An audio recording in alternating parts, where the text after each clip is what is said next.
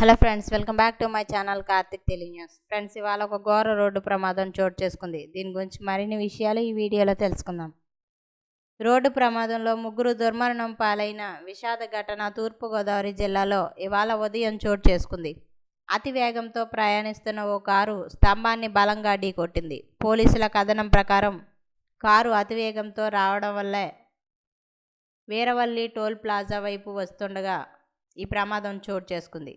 ఈ క్రమంలోనే కారు అదుపు తప్పి టోల్ గేట్ సమీపంలోని కాంక్రీట్ స్తంభాన్ని అత్యంత వేగంగా ఢీకొట్టింది. ప్రమాద తీవ్రతకు కారు ముందు భాగం పూర్తిగా నుజ్జునుజ్జైపోయింది.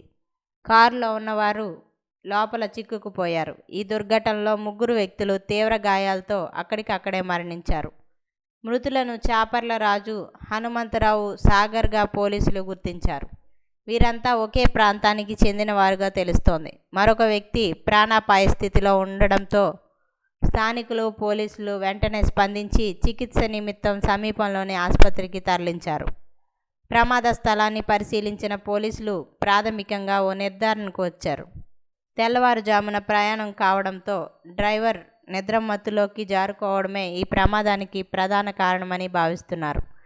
నిద్రమత్తులో కారుపై నియంత్రణ కోల్పోవడం వల్లే ఇంత పెద్ద ప్రమాదం జరిగిందని పోలీసులు అంచనా వేస్తున్నారు.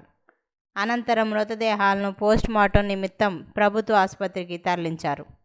ఈ ఘటనపై కేసు నమోదు చేసుకున్న పోలీసులు దర్యాప్తు ప్రారంభించారు. సో ఫ్రెండ్స్, ఇది అప్డేట్ న్యూస్. మరిన్ని అప్డేట్స్ కోసం ఛానల్ సబ్స్క్రైబ్ చేసుకోండి ఫ్రెండ్స్. అలాగే పక్కన ఉన్న బెల్ ఐకాన్ క్లిక్ చేసి వీలైతే ఛానల్కు లైక్ అయితే చేయండి. Thank you friends. Thanks for watching this video.